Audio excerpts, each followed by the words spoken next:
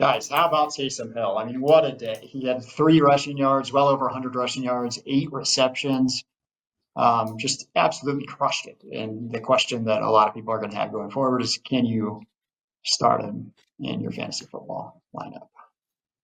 And I think that the answer, I'm just going to start with my opinion here. I think the answer is that if you have an elite tight end, you're not going to play him because these games, like we've seen him have these massive, massive games before, and he goes right back to scoring 5, 7 points the next week. But if you don't have an elite tight end, almost no other, none, I mean, very few, even the elite tight ends have upside of the kind of game that he just had. And it's not like this is the only time Taysom Hill has ever had a game this big. I mean, he's done this before. So I think that you're going to, I think he's probably a borderline top 5 tight end just for that reason.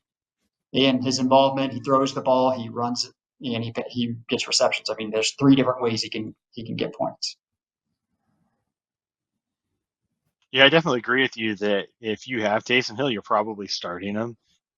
Definitely, this was his 99.9 percentile outcome last week, but um, other top 10 tight ends might include Kyle Pitts, whose floor is 0 points this year, which, Taysom Hill's floor is probably something close to that as well. The truth is just not a whole lot of trustworthy tight ends. So the fact that I don't necessarily trust Taysom Hill isn't going to cause me to sit him when, like you said, he runs the ball. He can run in touchdowns on the goal line. The only tight end that's going to do that. So I'm not going to start him over, Kelsey or Right? Kittle or McBride, Bowers. McBride has a Uh, rushing touchdown. McBride, yes. He doesn't have a receiving touchdown, though.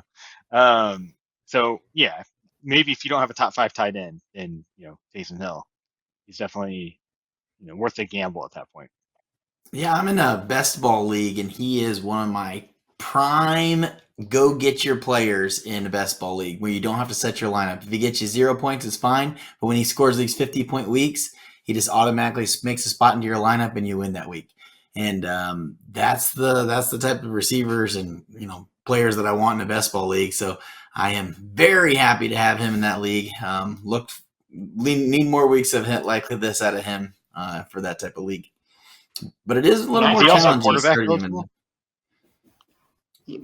Is he quarterback He's eligible? QB tight end in most. In the best ball league, is he quarterback eligible? He's a tight end. He's a tight end. Oh, okay. Gotcha. Yeah. So he just flexes right into your tight end spot if he does well. If he doesn't, I know in doesn't some do leagues anything, you don't start him. In some platforms he's QB and tight end. So if he's QB and tight end, then maybe even give you a little bit more upside. But. Yeah, you could play him as your with the quarterback. I would agree with what Marty said. I mean, unless you have the uber elite tight ends like Bowers, Kittle, even McBride, I'd be starting Taysom Hill. Like you guys are saying, the trust part of it, I'm not starting Taysom Hill thinking he's going to give me double-digit fantasy points, but I know that upside is always there, and I'm not going to get upset when he gets a 5-pointer because, that's what could happen. But I think the way that the Saints are, in terms of where they're at in their season, all the injuries that they've had, they need opportunities or players like Hill to score points. Yes, him scoring a bunch of those touchdowns, a 75-yard rushing touchdown to end the game, like stuff like that's not going to happen. But the opportunities are going to be there, just from a pure,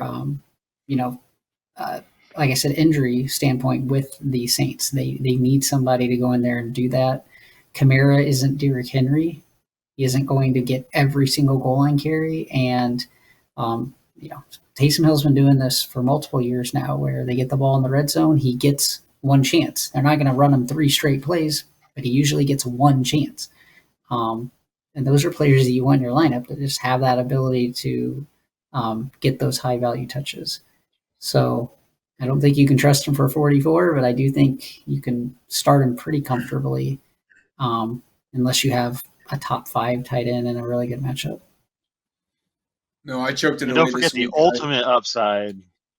Go ahead, Zach. The ultimate upside is he actually plays quarterback. I mean, probably won't happen, but if it does, you get a quarterback tight end. What if he ever got the starting quarterback gig and you got to play him a tight end? I mean, but he's not going to get that on the fly in New Orleans.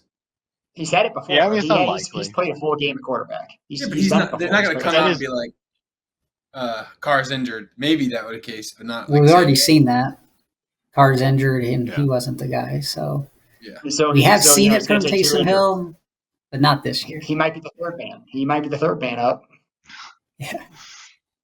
I do agree with Marcus, There's though. some universe. Some of that stuff that going on in New Orleans, though, it's like they're going to just let him run it a little bit more with the changes they got over there. He even had return yards, so he's doing it all. Yeah, he does. You just want players like that. Threat. Zach made the perfect analogy. Like Kyle Pitts is a good tight end, but his floor is 0. You think you just have a good tight end and you just blindly start him every week. That's not good for your lineup. Over Pitts. Sure.